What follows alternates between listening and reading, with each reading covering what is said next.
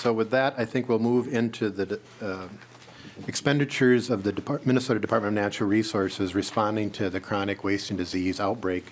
I believe we have Mr. Meyer and Mr. Cornicelli, and when they come forward, maybe if they could just, we have new members of the committee to talk a little bit on just the flow chart of where you are in the structure, so folks have an idea of how you're representing and who you're representing within the agency. Mr. Chairman, members, thank you. For the record, Bob Meyer, Assistant Commissioner with the Department of Natural Resources.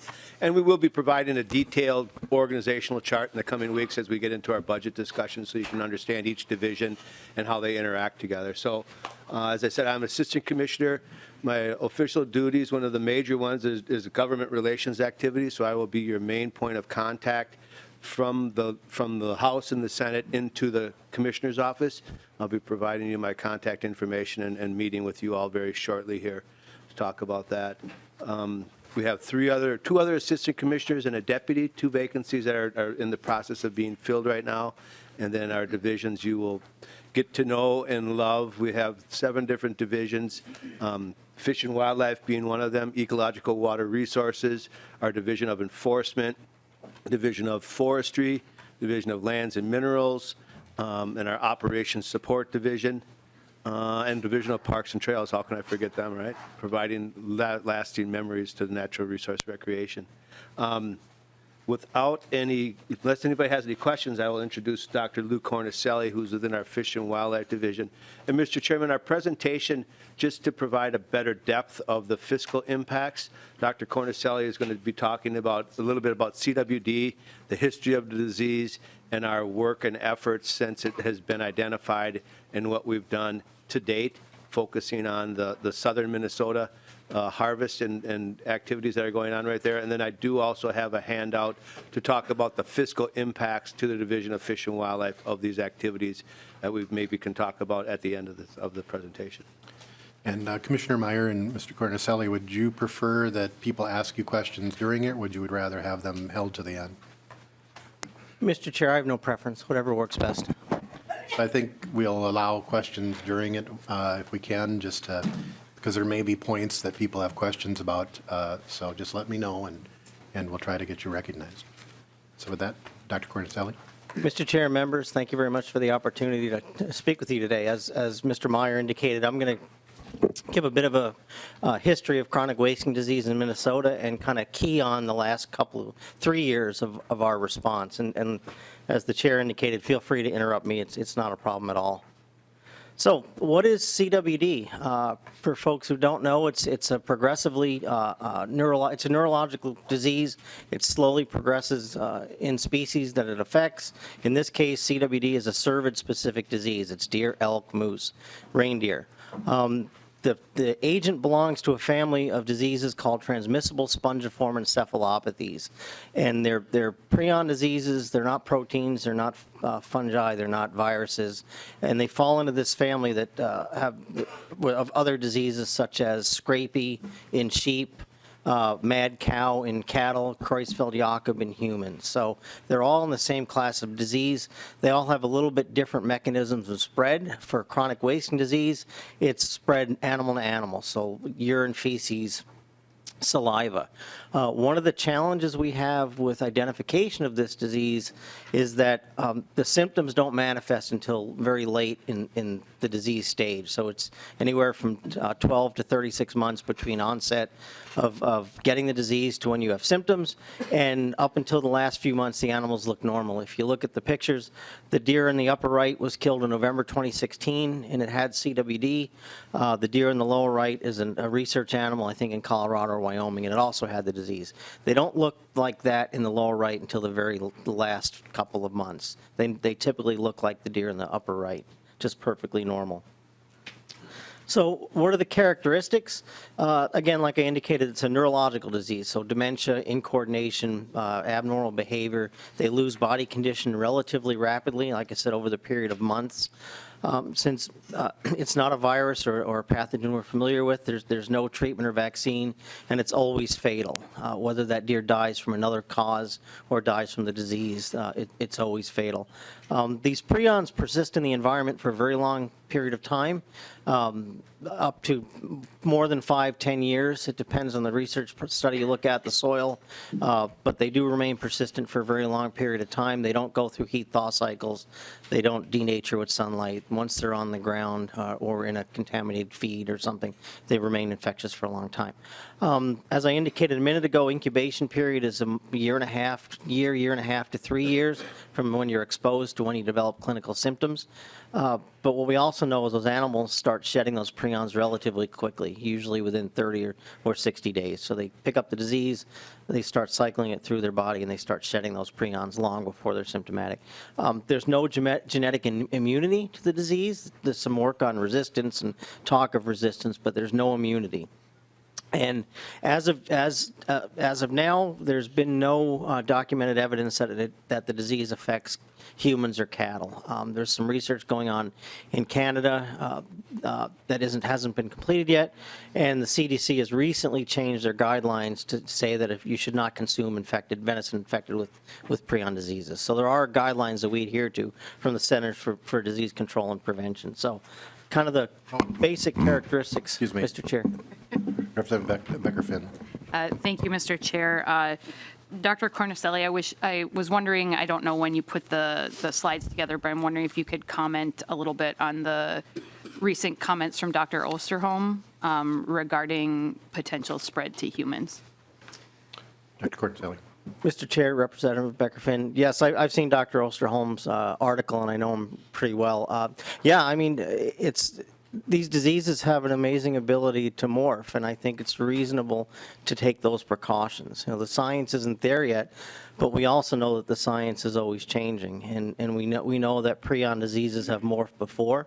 There's been some in Wyoming, Colorado, with Dr. Krieger, Dr. Miller, in those states who believe that CWD is basically a morph from scrapie, because the deer were put into a sheep facility, and then we had CWD. There's no empirical evidence, but that's the conventional wisdom from the folks that have been working on the disease since it was discovered.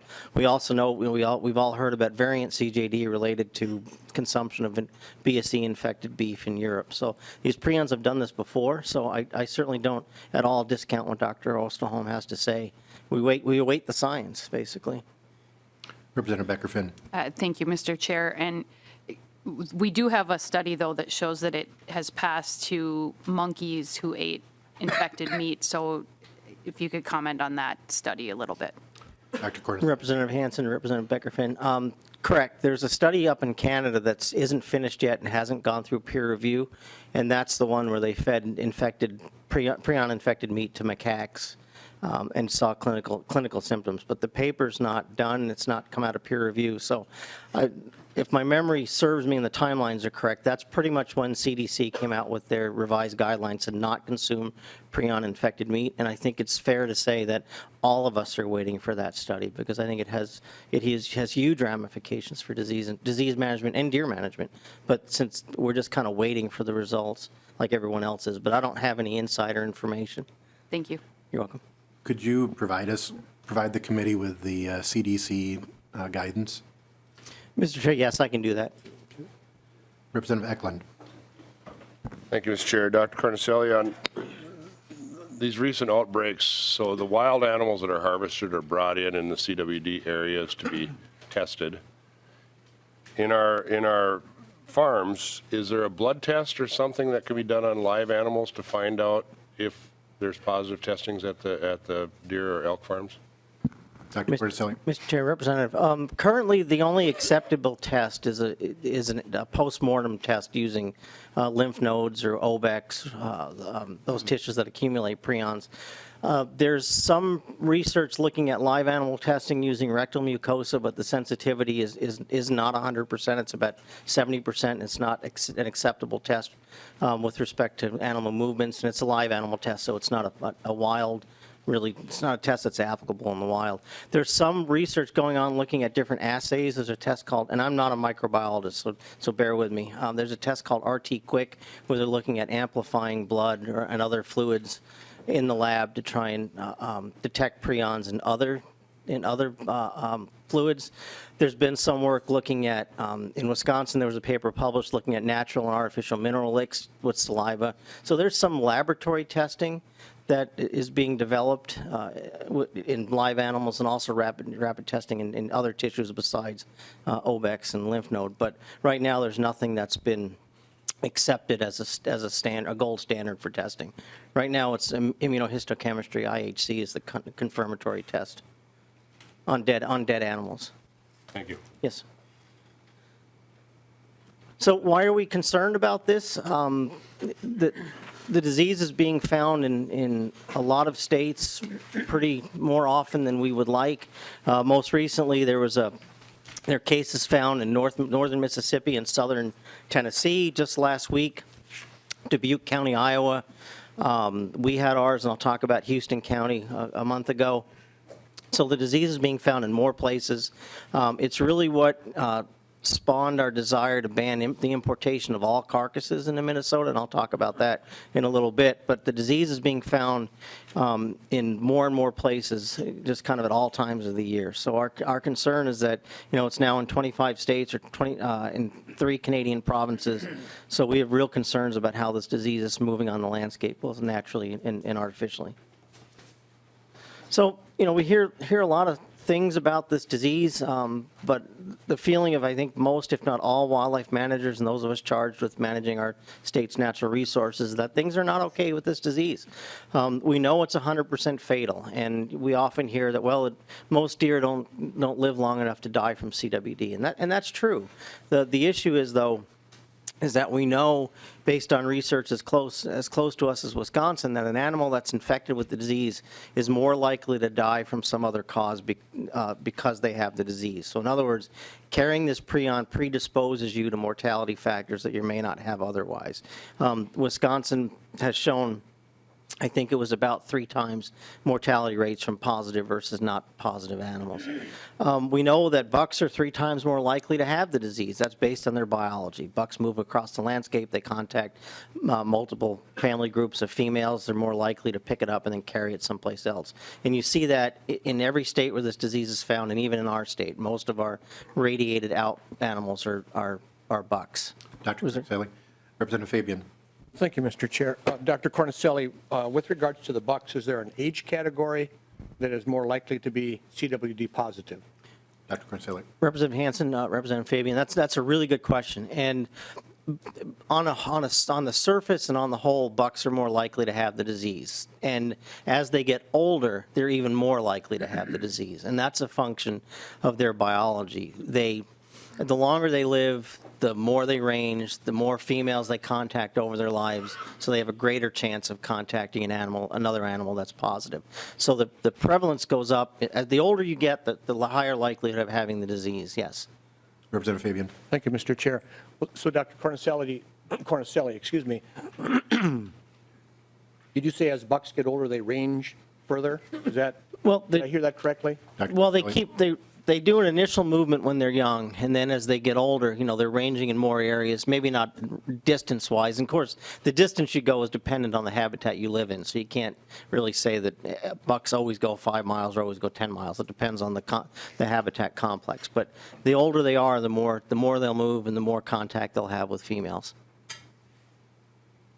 Okay, thank you. Representative Wagenius. Thank you, Mr. Chair.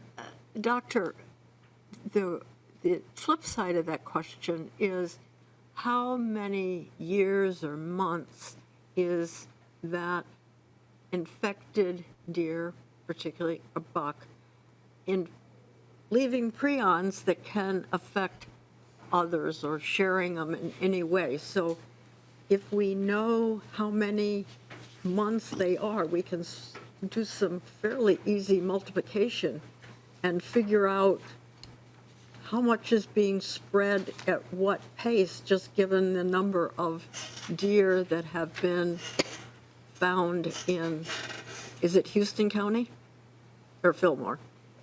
Dr. Cornicelli. Mr. Chair, Representative Wagenius, it's one of the things we're looking at. You have to. it's difficult to put a parameter estimate around what a potential infectivity rate is because that's really dependent on percent of the animals infected, the complex of animals infected, how those animals move across the landscape. I'm going to get to it at the end, but we're doing a deer movement study, which is looking at the theoretical possibilities of prion spread based on how these animals move across the landscape. And then you're correct, you can build predictive models based on prevalence, based on how the population moves to get an idea of what, when will it show up in this county or that county based on, but you need a lot of data. You need surveillance data. You need a lot of animals radio collared to know where they're going because they all behave a little bit differently. Not everybody moves. Some move a lot over the course of the whole year. Some don't move at all. Some move only in the winter. So there's a lot of things that go on with a deer population over the course of a year. Representative Wagenius. Okay, I get the future predictive models, but I'm thinking about the deer that you have found just recently that have been affected. You know whether they're doe or buck, and you can give us some idea of how long they were out in the wild infected. So given that, information that we have now, can you give us some idea of what those animals are spreading, or how far, or how much? I mean, we know a lot about what deer do, so help me out here.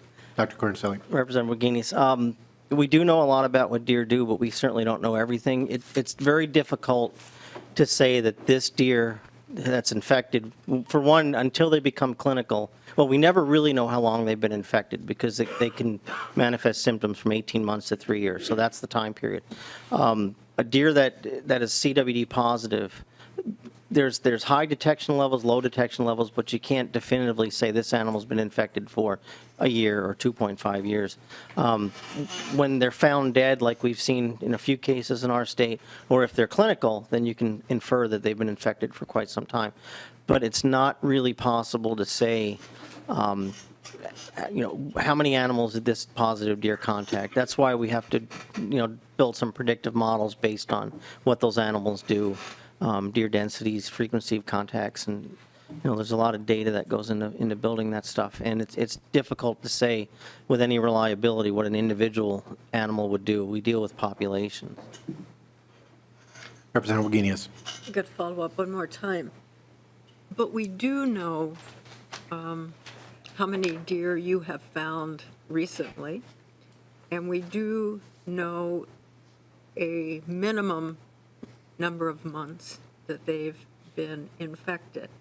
And it does seem to me, and we know how far bucks go and we know how far doe go, it does seem to me that you can make some inferences there that will give us clues about how aggressive we need to be in dealing with this issue. Dr. Cornselli. Representative Hansen, Representative Wagenius. Yeah, that's correct. When we found the disease in 2012, and I'll walk through kind of how we came about discovering our response, the fact that we found the disease in a relatively small area at first, it would indicate that it was a relatively recent infection, probably within the last 2 or 3 years. Because if the way we do surveillance, and I'll get into that, if the disease were on the landscape, but across 3 or 4, let's just go with counties, 3 or 4 counties, we likely would have popped a positive here and a positive there. But we found positives in 2016 in one place only. So our belief and the data supports a recent infection. Now, how that infection spreads on the landscape is a function of whether or not you can eliminate it right off the bat, which clearly we haven't done because we still see positives, and are new animals getting infected and then spreading the disease across the landscape, which is what we're starting to see. But I can fairly comfortably say we caught it early because we're not seeing, disease over a 25 square mile with a lot of animals. We're seeing disease over a 4 by 4 square mile area with animals shooting off, males shooting off. So I think you're correct, although it's difficult to exactly predict how long it's been here or what the rate of spread would be, which is why you see that aggressive response that we have in order to limit that limit that spread. Dealing with wild animals, it's challenging, as you know. Representative Heinzman and then Representative Purcell. Were you done, Representative Wagenius? Representative Heinzman. Thank you, Mr. Chair. Dr. Cornicelli, just quickly, you mentioned that in 2012, that's when we located the disease in Minnesota. What was the testing like across the entire state prior to 2012 looking for CWD? Dr. Cornicelli. Mr. Chair, Representative Heinzman, it was 2016. And I can, if you allow me, I can go through our progression of testing over the years.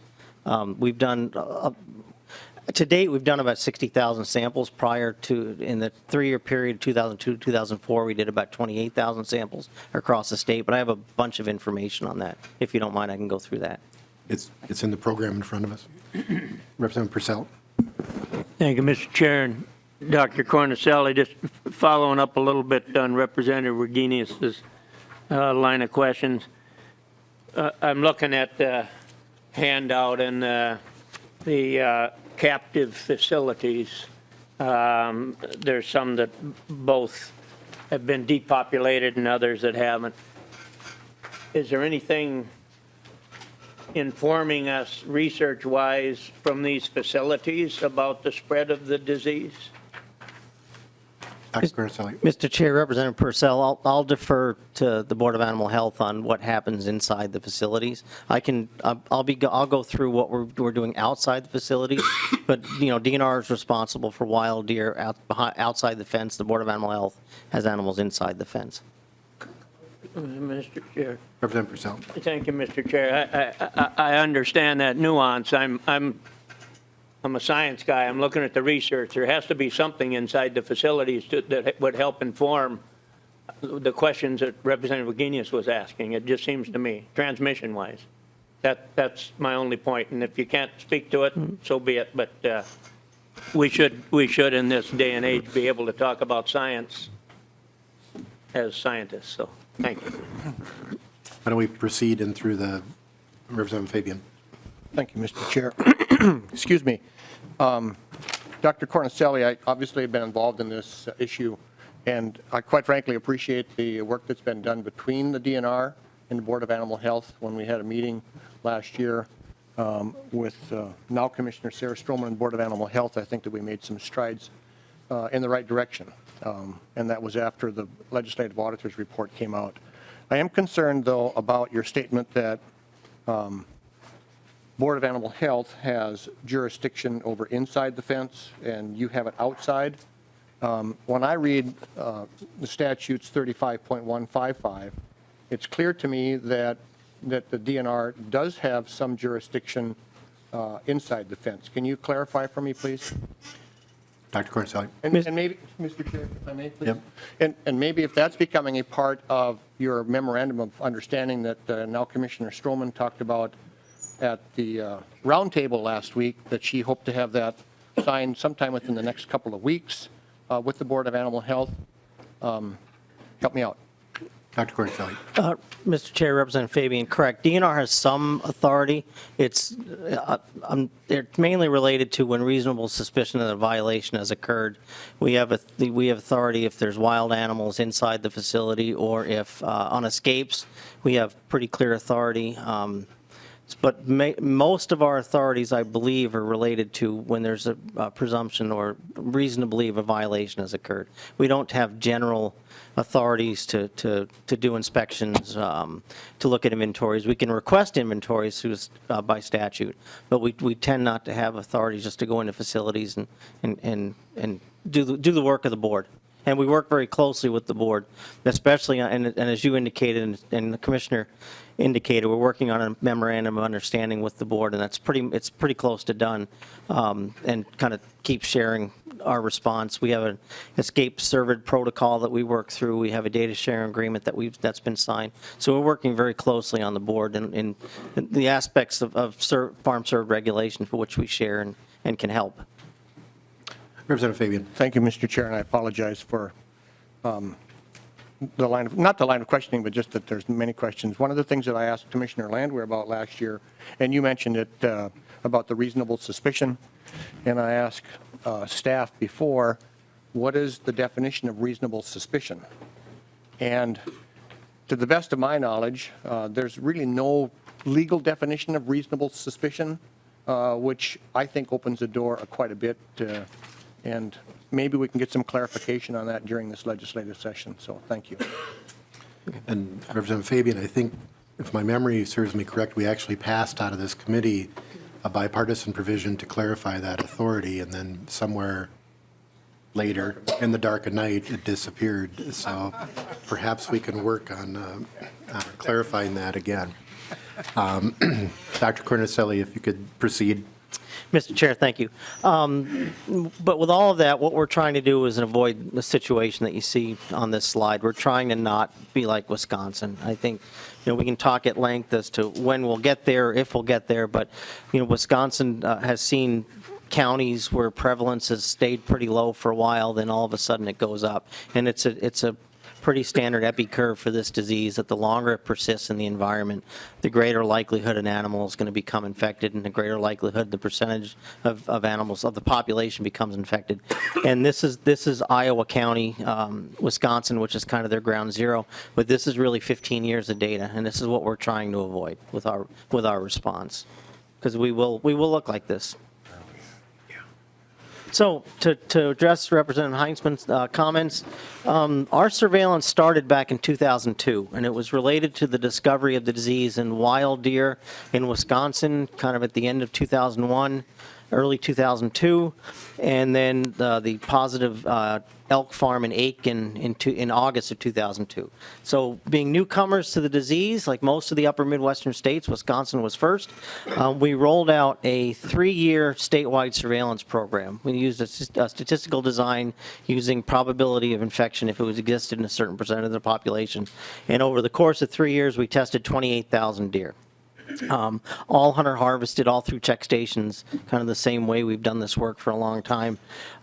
We found no positive deer in those 3 years of surveillance, and since that time, across the state, we've collected 60,000 samples. So we've done a lot of testing in the state dating back 16 plus years. So in 2005, Just a second, Dr. Cornicelli. And how was that paid for? Say again, I didn't hear the question. How was that paid for? Oh, we'll get to that. That was primarily paid for game and fish funds. Everybody wants to skip to the end. Kidding. So in 2005, we switched to what we call a risk-based surveillance program. We realized we didn't have the money to do this level of surveillance across the state. In 2003, I think in 2004, we spent at the time $1.2 or $1.3 million on surveillance. We just don't have the revenues to do that every year. And it's probably not very efficient, right? Because you're looking at risk. Where does risk occur? So we look at risk in 3 ways. Deer that are suspect, animals that show up that are symptomatic to the disease. We test 100 or so plus a year of those. We look at new infections in adjacent states, and Iowa and Wisconsin are very good examples of that. That's risk to us. We also look at the association of cervid farms with our surveillance program. To date, there have been 8 of those. There's 3 ongoing right now. So we really look at surveillance as a function of what risk do we have out there and how that risk changes. So I'm not going to talk about, we'd be here for 2 hours if I talked about everything, so I'm going to skip ahead to 2016.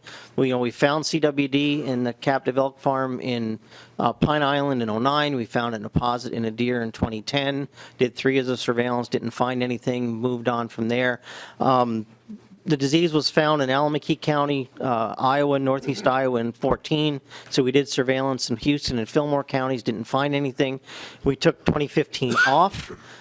And in 2016, we decided to go back and do surveillance. With Iowa, with Wisconsin, we decided let's go back to the southeast and Pine Island to go back and revisit that area. So we sampled deer in the southeast. In 2016 is kind of where's our risk occur? And lo and behold, as a lot of members have seen, in early November 2016, across a very broad area of what we call Zone 3, we found the disease in right north and east of Preston. Found 3 cases. So in December, we created our disease management zone, which still exists today. We held a special hunt. We found a few more positives right there in Preston. This speaks to your question about where is the disease located.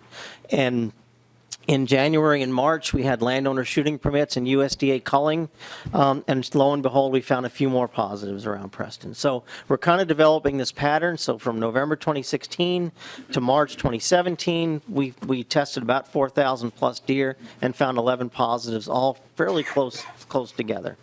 So that's kind of how we got to where we are. In 2017, 2018, it changed a little bit. The disease was found on a cervid farm in Crow Wing County, and then also a trace farm in Meeker County. So we did surveillance around those facilities to see if the disease was present in wild deer. And again, we do that for a period of 3 years, because that's, again, the incubation period of the disease. We also implemented a feeding ban, which we typically do when we find the disease. One of the ways the disease spreads is from close contact among animals, so we ban recreational feeding in disease areas. We also, we looked at carcass stuff, so we banned, we've been operating for a long time under the Board of Animal Health statutes that carcasses from endemic areas. Beckerfin. Sorry, I wasn't looking, I apologize. Yeah, that's okay. Thank you, Mr. Chair. So I know you're going to get to some of the money stuff, the numbers overall later, but I think while this map is in front of us, I wanted to ask. So if we go back to like page 3, there's a map of the United States that has the red dots where there's current CWD and captive facilities. And so it looks like we only have one of those red dots in Minnesota, and it's where we have all these zones around Crow Wing County. And I'm wondering if you could talk a little bit about the cost per year to do the surveillance just because of that one farm with a positive CWD test. Dr. Cornicelli. Mr. Chair, Representative Beckerfin, we average about $150,000 a year around each facility. It depends on the deer population, the number of samples we take. It depends on the size of our surveillance area. But a good rule of thumb is about $150,000 a year. The colors on that map, that actually the USGS puts that map together. The red dots indicate that's a positive facility that still has live animals on it. The yellow dots are depopulated facilities. The red dots means that there's no state or federal law that says if you're positive, then you must depopulate that herd. So the red dots USDA uses to indicate that the facility was identified as positive, but there's still live animals on the farm. Representative Beckerfin. Thank you, Mr. Chair. So 3 years times 150,000, so we're looking at $450,000 out of the Game and Fish Fund to pay, taxpayer money, Minnesotans' money that's going because of this deer farm. If they find another positive, like let's say this year, then does that extend it another 3 years past the original 3-year period? That's Dr. Cornicelli. Sorry, Mr. Chair, Representative Beckerfin, that's a great question, and the answer is yes. As long as there are deer on the farm, and this farm that we're talking about had positive deer again identified this fall. So as long as there's deer on that farm, then risk doesn't change. So our concern would be if we stop doing surveillance, we won't know. The disease may become established in the absence of our knowledge, so we'll likely be doing surveillance as long as there are deer alive on that farm, and then it'll be 3 years after the last deer is gone. Representative Beckerfin. Thank you, Mr. Chair. So just so for those watching at home and everybody's clear, so because we don't have a law requiring them to depopulate, we're going to be on the hook for $150,000 per year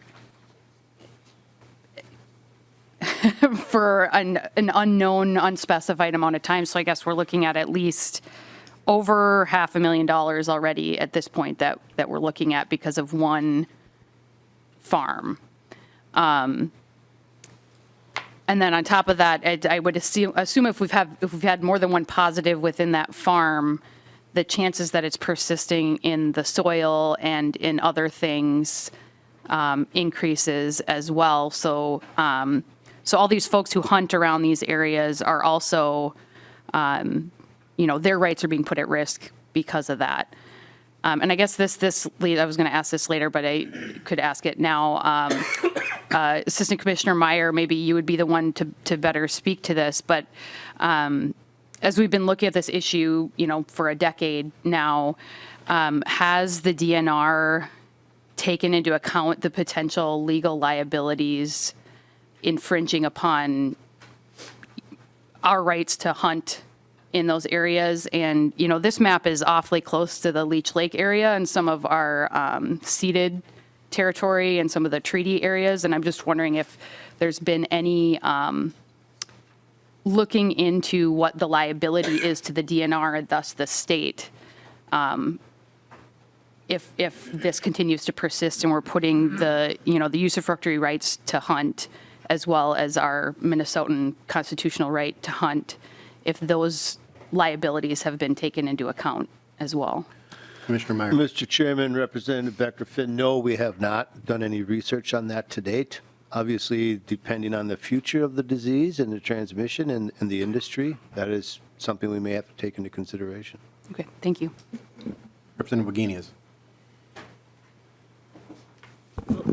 Following up on Representative Baker Finn, I don't think it's something to take into consideration in the future. It seems like here and now, we need to determine the liability like now, because the further we get out, the greater the liability grows. So I think that was an excellent question. And it does seem that that's a report back to this committee that we should have within weeks to know what that liability is, because as I understand it, and correct me if I'm wrong, these facilities cannot get insurance. So if they can't get insurance, we can't even go after a facility that may be just a shell, and so it then comes to our taxpayers. Correct me if I'm wrong there. Commissioner Meyer or Dr. Cornicelli?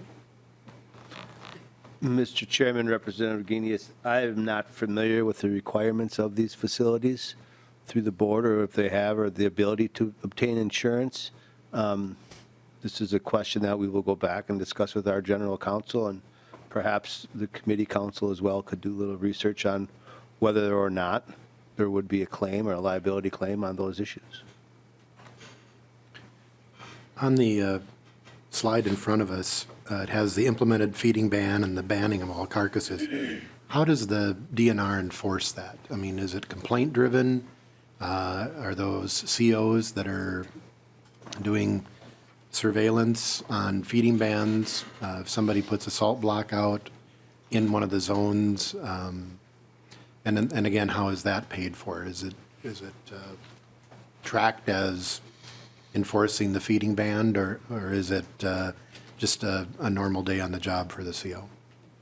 Mr. Chair, members, and I do have Colonel Smith in the audience if we would care for more detailed information. Most of it is complaint-driven, just like our baiting. When people are out hunting on land or they see people baiting, we often get calls on that. We investigate and then enforce wherever possible. So again, it's complaint-driven, often neighbors turning in neighbors or people stumbling upon things as they're out there.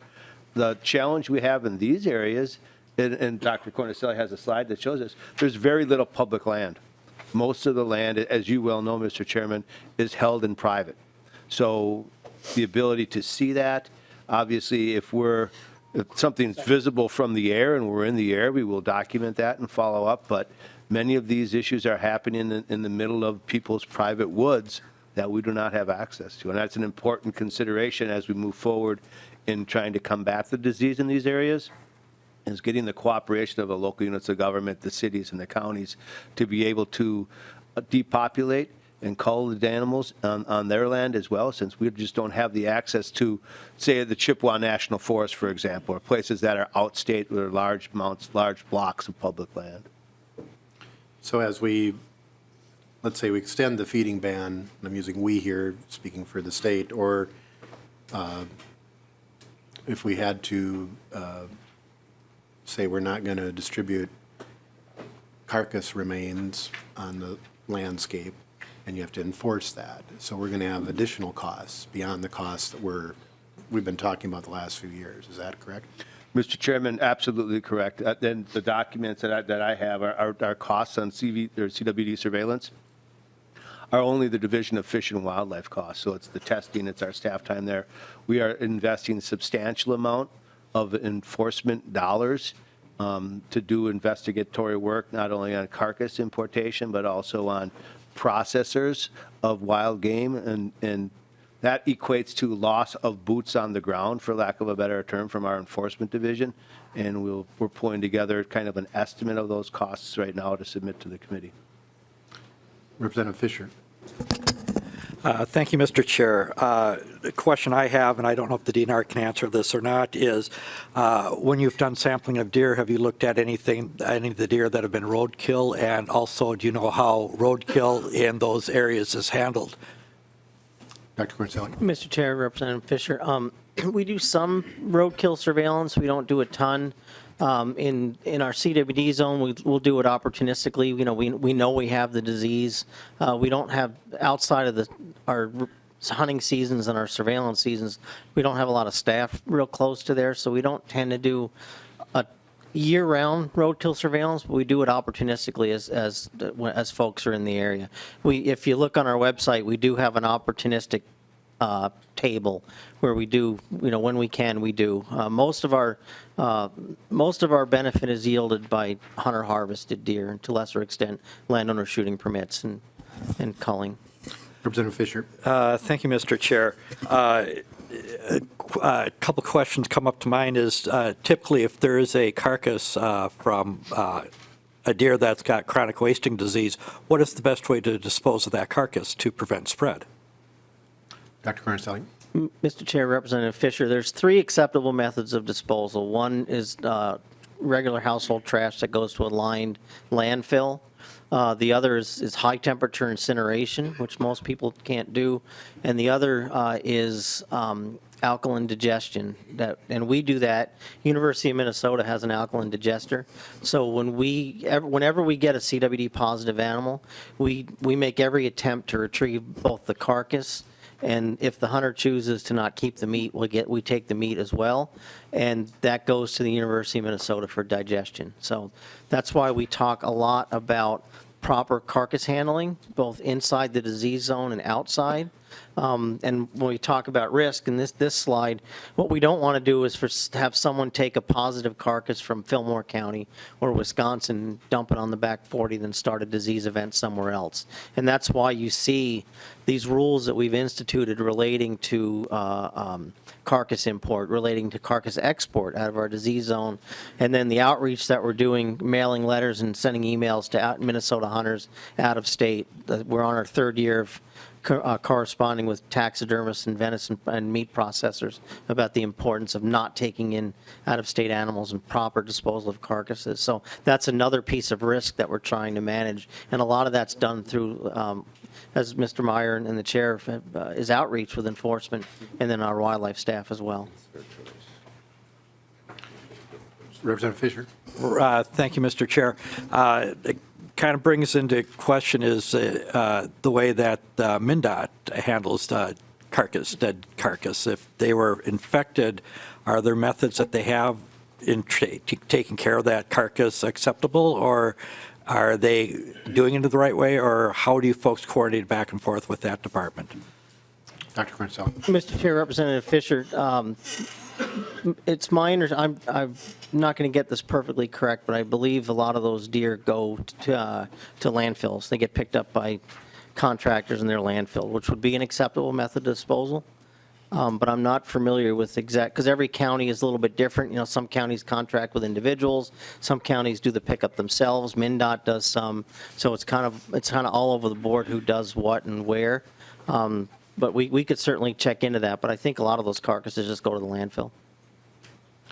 If we've got about a half an hour left, so if we could maybe get through some more of the slides. Very good. So our surveillance around the facilities, we're in year 2. If the map on the right is the Crow Wing County facility, we decided to do our surveillance in both cases more broadly than just around the facility because we haven't done a lot of surveillance in this area since in probably a decade. So we also use it as an opportunity to look at the surrounding area, not just around the facility. In and around the Crow Wing County farm, we've tested almost 9,000 deer in the last 2 years and not found a positive. In Meeker County, it's been almost 3,000 deer. The differences are the populations in Meeker County are much lower than they are in Crow Wing County. So it's a function of deer availability, not effort. So we've done a lot of surveillance, and thankfully we've not found anything in the wild. And as Representative Becker-Finn alluded to, because the Crow Wing facility still has deer, we'll be doing facility around that, surveillance around that facility. Jumping forward to the southeast, we've done about 12,500 deer in the last 3 years. A lot of that's mandatory over opening weekend or mandatory throughout the season in our disease zone. And this is our disease area. 2016, Fillmore County, 2017, the captive facility in Winona County, and then 2018, end of November, early December, the wild deer in Houston County. So we've done a lot of surveillance in both Minnesota and specifically southeast Minnesota over the last 15 or 16 years. So of the 24,000 deer we've tested over the last 3 deer hunting seasons, we have the slide as of 5 o'clock last night is wrong. It's 35 positives. There was a found dead deer near Preston that's presumptive positive now. Most of our positives are centered around Preston. The radiating out from that center are all adult males. There's one female about 5 miles north of Preston, but the rest of them are adult males that are adult or yearling males that are kind of spreading out from that center, and that speaks to the rate of infection of spread. So what are we doing? We keep doing mandatory surveillance. We're going to keep that up as long as we can. We have the carcass export restrictions, and the compliance with that is very good. We've provided a quartering station through Bluffland Whitetails Association, a dumpster, and a refrigerated trailer in Preston all season for folks who don't have a way to hold the carcass in the zone, don't have a way to handle their carcass. They can go to Preston, take care of everything. This gets used a lot. It's been very popular with our hunters, very popular. We had 2 late season hunts. We decided that with our USDA culling and the late season hunts and everything else that was going on, we still want to interact with landowners and give them an opportunity, but the timing was short. So we decided to send a permit to all landowners in the area that had 20 acres or more. There was 3,500 permits. This slide as of last night is wrong too. It's about 350 samples, give or take. Last weekend they did pretty well. So it went for mailing 3,500 permits cold. It actually went pretty well. So we'll see what we do next year.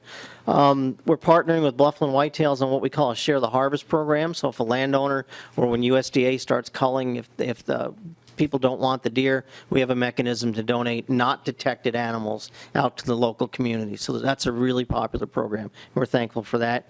The culling is on hold partly due to the federal shutdown, but also due to the mild weather we're having down there. Our point person with the USDA who does the landowner permissions is on furlough, so we're working on some private land parcels we already have permission for, and some of the DNR-owned lands, and as soon as the weather turns, we'll probably start removing deer. We're doing a lot of survey work with our hunters and landowners. We use a lot of social science research to inform our management decisions. We're also updating our CWD response plan to include some sections on control zones, regulatory alternatives, incentives, and we're going to put that out for public input and comment hopefully in the near future. One interesting piece of info, and it's kind of those of you who... Representative Lee. Thank you, Mr. Chair. So you have on here that you have social science surveys of hunters and landowners in the Southeast. I was just wondering what are some of the efforts for the hunters that are not in Southeast Minnesota but are throughout the metro and other parts of the state too? Dr. Corselli. Mr. Chair, Representative Lee, that's a great question. We know that a lot of our hunters come from the metro. So when you buy a license with the DNR, the license agent asks you, where do you hunt most often? Say 349. You might live in Hennepin County, but you hunt 349. So you'd be in that survey pool. Right now, we're focusing our work in the southeast because of our disease concerns, but we're also going to be doing another round of our deer goal setting project, where we'll be doing surveys of hunters and landowners related to deer population goals, and I'm sure there'll be some disease questions on that survey. So basically, our strata are drawn from the people who say they hunt those permit areas. It's irrespective of where they live. Now, landowners are different because we use the landowner parcel data and then select our sample based on where you live. So we're catching, and then we don't survey both, so we weed out, you get one or the other. So we're really trying to use our survey work to help inform those decisions using the folks that live and hunt in those communities. Representative Lee? And so another point that you have on here is the quartering station, the dumpsters, and the trailer. I was just curious, do you have any cost to the public for using that? Or is that free and open to the public? Dr. Corselli? Mr. Chair, Representative Lee, that's a really good question. No, there is no cost to the hunter. DNR pays for it's on county land. It's across from the sheriff's office in Preston, so it's on county land, I think. We pay for the refrigerated trailer, the DNR does, and we pay for the dumpster. Bluffland Whitetails is built and maintains the quartering shed, but there's no cost. And we even have some tables in the quartering shed. We have some lifts for people to lift the deer, to skin deer, and all of that's provided as free of charge to people. What we really want to do is not move disease out of the area, and at the same time make it as convenient as we can on our hunters, so they don't have to stress about how am I going to comply with this regulation. Well, go to Preston, we'll take care of you. So that's how we've approached it. There's no cost to the hunter. Proceed. Okay, thank you. Interesting little piece of data, as you'd expect. Deer move along riparian corridors, right? They move along habitat. So we're seeing these positive males along rivers and streams. And this makes perfect sense. As males move across the landscape, they use habitat to do that. We're picking them up as positives in our harvest. So kind of to wrap it up, I'll go quick. Expenditures. Since 2002, we've spent about $8.4 million on disease CWD surveillance. The last 6 years, that's been entirely paid for out of the Game and Fish Fund, so license fees. So of all of our spending over the last 16, 17 years, it's about $7.2 million of Game and Fish Fund spending. License sales, we know we're seeing a decline in license sales nationally and in Minnesota, just naturally as hunters age. However, we're seeing steeper declines in the southeast and more specifically around our disease management area. We don't have a ton of data. Some of this will be borne out by the survey work we're doing with risk perceptions, but we're losing hunters in our disease area at higher rates than we're losing them around the rest of the state. So there may very well be a disease effect on participation in the absence of human health concerns. As you know, 500,000 deer hunters, or just under. They contribute at least $500 million to the state's economy. As I noted before, it's been said, we'll spend about $1.3 million this year, not including enforcement on our CWD survey response. It's expensive. Like I said, around facilities, about $150,000 a year, and we do that for 3 years, assuming that it's been depopulated. And again, that cost has been borne by folks who buy licenses. We do think that we're really concerned about the long-term effect on deer populations, but we're also concerned about the long-term effects on hunter behavior and local economies. When deer hunters leave, that has a big impact locally. And again, I think we're losing hunters at a higher rate than we're seeing in other parts of the state. We're doing a pretty neat little deer movement study, looking in addition to where we pick up positives, but how do these animals move across the landscape? It's partially funded by LCCMR. We thank them for that. And that'll help us inform our disease zone.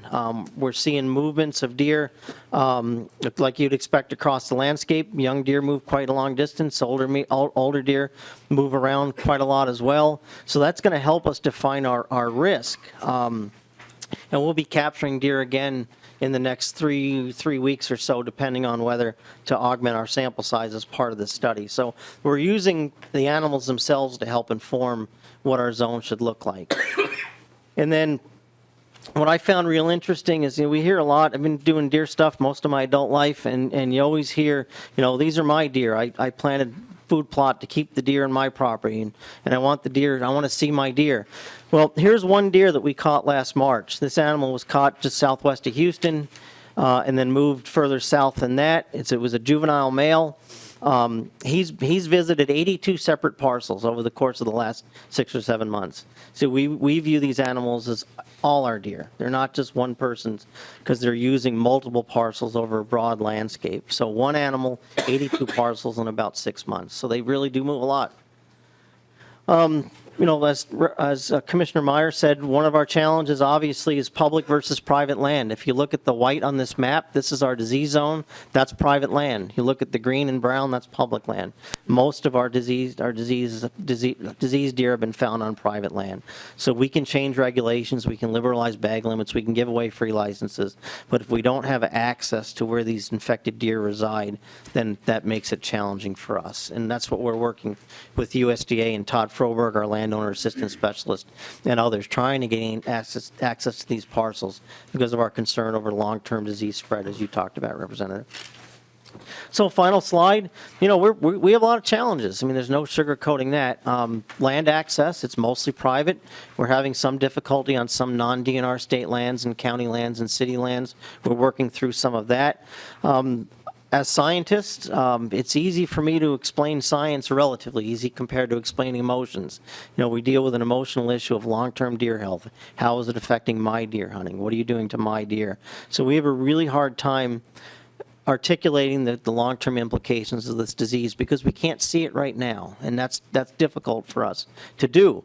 The funding piece, you know, our response is really expensive, and hunters have been bearing that. There's a narrow window to be successful. We know that. We may not be there in Preston anymore, but we can certainly affect those areas around Preston. And then the open-ended question that I'll leave you with is deer move all over the landscape. How big should the zone be? And that's where the data helps inform those decisions, because we don't take lightly changing our zone size, because the bigger we go, the more people it affects, and that we get that. So we really want to make good decisions based on the data that we're able to collect. And that's all I had, Mr. Chair. Thank you. As a fiscal committee, are there things that aren't being done because we're doing this? Could you maybe enlighten us on those costs? Mr. Chairman, members, thank you for that question, and I have a document prepared for you. And as that's going around, first of all, I would like to say thank you for the legislature last year for the $750,000 general fund that was in the omnibus bill. However, did not get signed into law. That would have helped to reduce these impacts.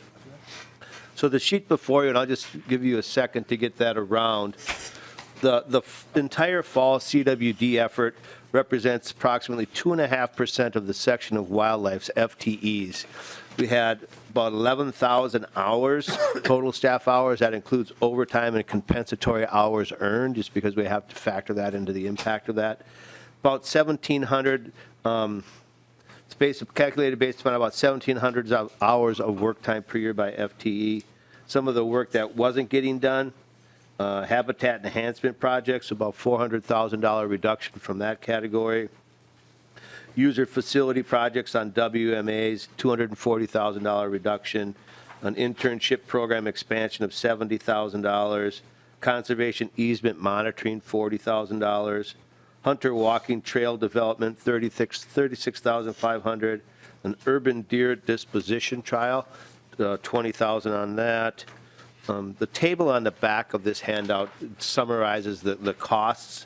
You can see the salaries, Game and Fish Fund, $550,000. Supplies and expenses for our testing and all the equipment that we have, $250,000 from the Game and Fish Fund and $300,000 from the Servant Health account. Our USDA contract will be funding, will be paying for that, and Dr. Cornicelli outlined some of the problems we have right now. Our contract specialist at the USDA is on furlough. Luckily, I guess not luckily is the right term, but the weather's not cooperating as well, so we're still establishing sites for that work to take place. Hopefully it'll coordinate and the federal government will get back on track to get that work done as soon as possible. And then overall, it was $1 million from the Game and Fish Fund and $300,000 from the Servant Health account, which is funded off of 50 cents of each deer license goes into that account, which has statutory uses, which include Servant Health activities and also deer feeding, emergency deer feeding at that time. And Mr. Chairman, there have been a number of impacts. We are in the process of working through the governor's budget proposals and the process there. And we remain hopeful that there will be something in the governor's budget, hopefully to deal with the chronic wasting disease issue that we have to deal with right now. Representative Fabian? Thank you, Mr. Chair. Dr. Cornicelli, if I missed it, I apologize, but walk me through the process. So Dan Fabian's out deer hunting, shoots a deer in an area. I take it to the CWD test site. Do I get that test back immediately? I assume it has to be sent to either the U or else to Colorado. Is that correct? Cornicelli. Cornicelli. Dr. Cornicelli, Representative Fabian, I could answer that question with the two examples of what I did. So during the special hunts, which there were 2 hunts, one before Christmas and one after. So the deer I shot there, I shot it, brought it to Preston. There were, at the DNR station, there were people lined up. There were veterinary students and DNR staff there, and they cut out the lymph nodes. And then I had to say exactly where I shot it. I had to fill out the information. And then I got a number where I could look up online when those test results came back. I took the deer to a butcher shop. It got butchered. I brought the carcass parts back to the dumpster in Preston and put them there. And then I waited. I picked up my butchered deer and I waited for the test results, and it came back. It said pending for a very long time. Holidays. Because of Christmas and New Year's. So, and I kept that in the meat. I kept in the zone until I got a no detect, and then I brought that home. I had a freezer at my farm. So that was during the special hunt. This weekend, as a landowner, there were no staff. The staff were not at the Preston location. So what I did there is I've been working with other landowners, particularly Amish down there, where they put a head box because they weren't going to be buggying their deer up to Preston after they shot it at night.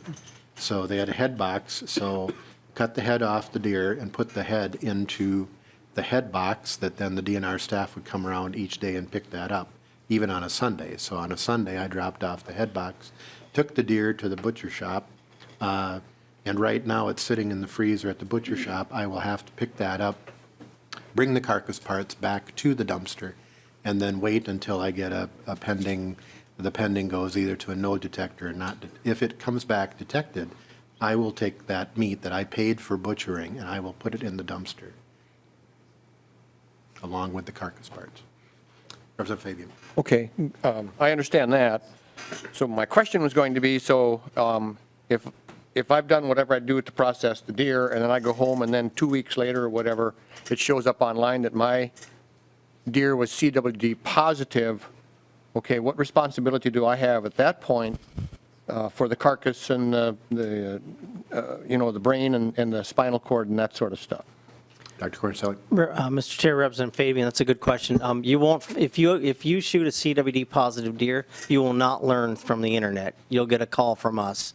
Our results typically come in late in the day, typically on Friday, because most of our samples go out on Monday. But the first thing we do is call the hunter, so they know that it's presumptive positive. So there's 2 tests that are done. There's the screening ELISA, which our results are returned in 3 business days, and then confirmatory test is the immunohistochemistry you've probably heard of, and that tissue then needs to be fixed, stained, thin section, and that takes about another week. So we'll give you, the hunter, notification that, hey, Representative Fabian, you have a presumptive CWD positive deer. You'll get results in about a week. Hold on to the meat. We recommend you don't consume it per the guidelines. We'll call you one way or the other as soon as we know. Representative Fabian, your deer is now confirmed with CWD. Can we get the carcass? And actually, we'll try and pick up the carcass when it's presumptive, but we'll try and retrieve the carcass and also the meat, and then we'll dispose of it at the University of Minnesota at the digester, and we'll come to you to come get it. We haven't had a lot of positives, but most have ended up in the Preston dumpster.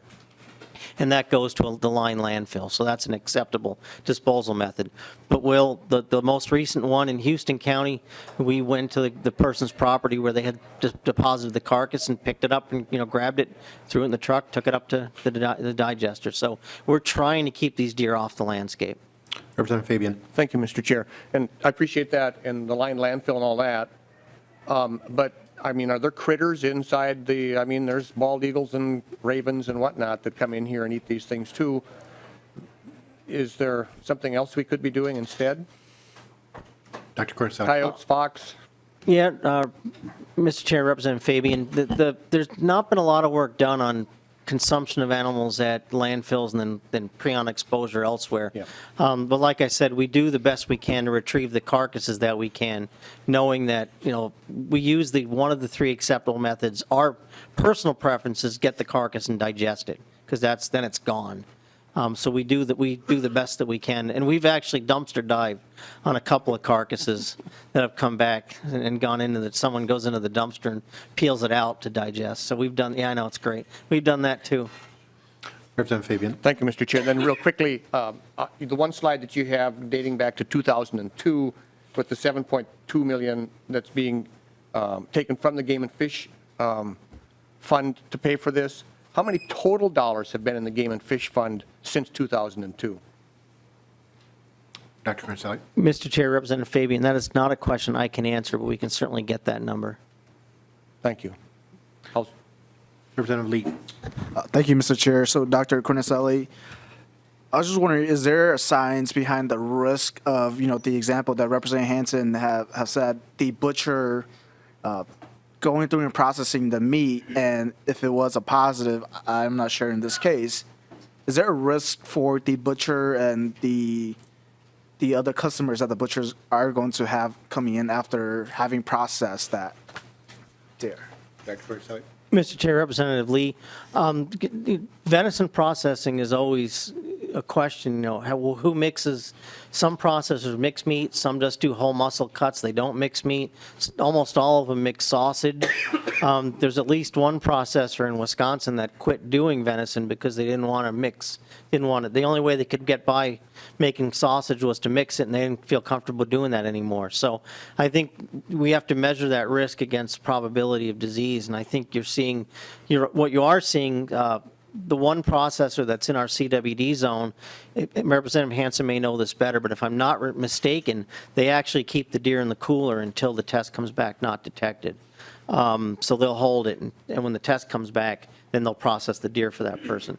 The same thing when we had CWD in Pine Island, 2011, the processor that was in that zone did exactly that. He would call me just about every day with a list of MDNR numbers, because that was pre-putting it on the online. So I'd get a call every day, and I'd say, okay, these 3 are done, these 4 aren't done, and then he would go ahead and process them once the test came back. So I think the general awareness of individuals as they're exposed to the disease, they get better at handling carcasses. But the processors that we've worked with within our disease zone have been quite excellent. Representative Lee. Thank you, Mr. Chair. So the DNR provide general guidelines for processors, or is it more just, like you mentioned, general awareness about the issues? Dr. Cornselli. Mr. Chair, Representative Lee, we have a bunch of fact sheets on the disease in general. We don't necessarily send specific guidelines to processors. DNR doesn't regulate them. We do send them information about CWD, about the carcass import restrictions. Most of them know, I think most of them know by now, because they've been exposed to CWD in other states, and in this state, and other like bovine TB and other just general food safety protocols. So I think most of them are aware, and we do some outreach in the form of what you can and can't do. But I would defer to MDA as to what they do for handling meat in general, per the U.S. inspection guidelines and everything else that goes along with that. We've got about 7 minutes. Representative Becker-Finn, then Representative Wagenius, then Representative Look. Thank you, Mr. Chair. So a related and maybe gross path of questioning, but was thinking about, so typically we've talked about the spread is animal to animal through saliva, feces, urine. Wondering what you know about the risks with blood. And then as I was listening to Chair Hansen's scenario, typically you gut it in the field. So then what about that? What about that gut pile and the and the transmission, possible transmission in that way as well? Mr. Chair, Representative Right, Becker Finn.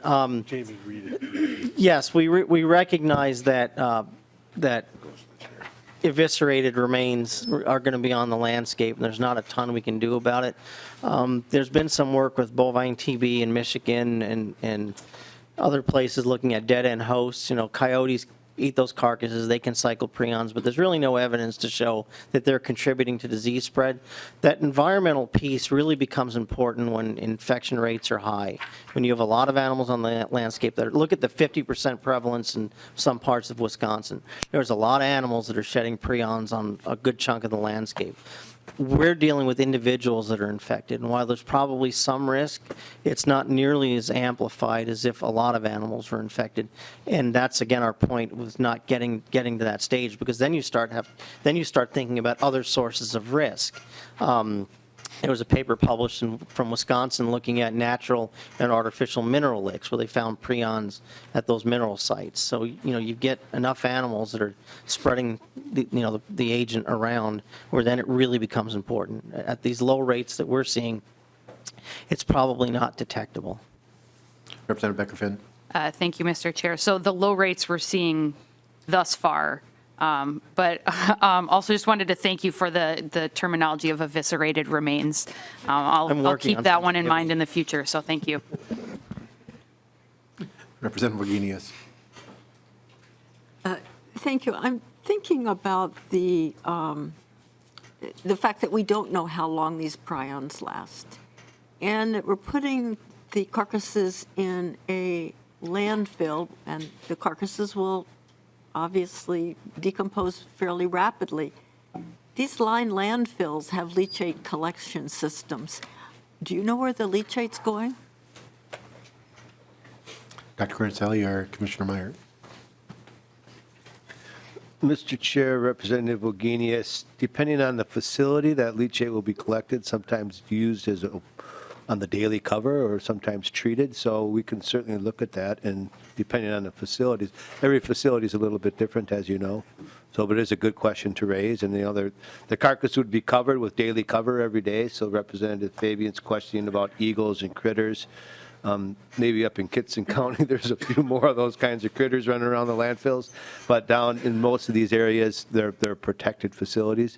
But it is something we need to take a closer look at, and maybe as a policy discussion, talk about what is the best management practices for these carcasses. You done?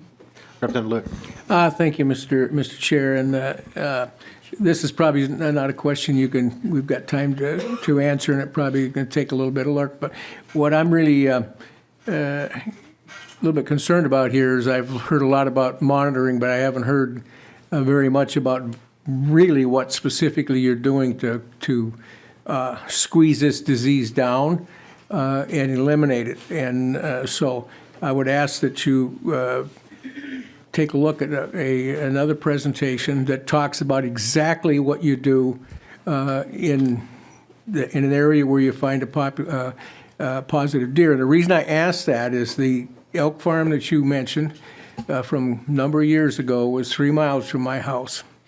And one positive elk inside the facility discovered through the process that elk ranchers use if they have a sick animal. As I remember the scenario, and it's a while back, and that's why I would like you to go back and look at that scenario. We did an extreme deer culling around that farm in the spring and summer because we needed answers as to how we were going to manage the deer that fall for that season. And when I say extreme, we created pretty close to a vacuum around that farm for a while. It filled in very quickly. So, Ed, you're a veteran of the tuberculosis issue in the Northeast, as I am. I think that's the first time I met you. But I think there's a lot of area to be looked at as to exactly how we respond, how quickly we respond, and there's a real tension between what a portion of society would like to do and what you really have to do to get your hands around this disease. Because I watched 1,000 head of cattle and a young family just gone. That's what you got to do. But and it's something we need to probably talk about offline and bring this back to the committee. Let the public know what it really takes to get a hold of a disease like this, because it's not pretty, and I don't think we can hide it, and we need to get focused on that. Dr. Cornelius. Mr. Chair, Representative Lewick, yes, I was going to mention bovine TB. We've shared many a meeting space. You know, a lot of the responses are the same, but they're a little bit different. As you know, and Representative Fabian knows, about half of the land is public in the Northwest, and we were able to affect deer densities because we had access to public land. Severe winters, we could bait deer and shoot them. So the response was a lot of the same methods, but successfulness was different because of the landscape. We're dealing with private land here, and we've hired a landowner assistance specialist whose job is to basically hearts and minds work on landowners and stress the importance of the disease. And we rely on other folks who are working closely with Bluffland Whitetails and MDHA and other groups and individuals trying to show people how important this is over the long term. But the reality is we can only do so much from the regulatory perspective, and we need to get access to the areas where positive deer exist. And that's our success. And that's why we've been really focusing in those areas. That's why we hired a person to specifically do that. And and as you know, relationships are slow to build. And any help that we can get to break down those barriers we'll take. Because I agree with you 100%. You know, it goes right back to what we all learned in bovine TB. I appreciate that, because we really had some really tough discussions with farm families that literally lost their existence. They were out of the business permanently. And these are kids that lost their 4-H animals and everything else. So we really got to take a look at that, because, yeah, there has to be a mindset change and understand how important it is to eliminating this disease. To, sad to say, you're going to have to really eliminate a lot of deer in the interest of doing this, because it's lucky with cattle, because we got a pen around them, we count them, we know them, we've got. And frankly, they all go down. So we can get response real quick on eliminating an area. It's really tough with, obviously, with deer. So yeah, I'm ready to help you with that as much as we can, because that is really a tall one to whip. And that's the social, cultural issues that go around with what we do with wildlife. Mr. Chair, Representative Lewick, I'll close that with, you're exactly right. And think about how closely we work with Board of Animal Health, with MDA, with the Cattlemen's Association, the Deer Hunters Association. You know, it was tough, and we came out okay on the other side, but those were not fun meetings, as you well know. But we banded together and we dealt with it, and those are the challenges that we face, because people have different opinions on how we should proceed. There's people who think we should do nothing, which we think is the wrong thing to do. So we're working towards that end. This is the first meeting of the Environment Finance Committee, not the last. For those of you that are new to the committee, hearing about eviscerated remains and gut piles, you probably will hear about those again as we go forward. But I know there's a number of folks that are interested in this issue. We had this today because this is our introductory meeting. We're trying to stay in the areas that are in the jurisdiction of this committee. I think, you know, just the conversation we've had, you've also touched on PCA, MDA, Board of Animal Health. You'll see as this goes on further, I think there will be some bills coming. We'd ask that the administration work with the other agencies, so to bring forward some, I mean, these questions about landfills and waste disposal, I think are somewhat new. And the issues with inspection for food processing, I thought also is somewhat new. So I would ask that you work together, you know, and I think we're going to have probably several hearings about this, because the potential here is very large for impacts not only on the budget, on your budget, but the people of Minnesota.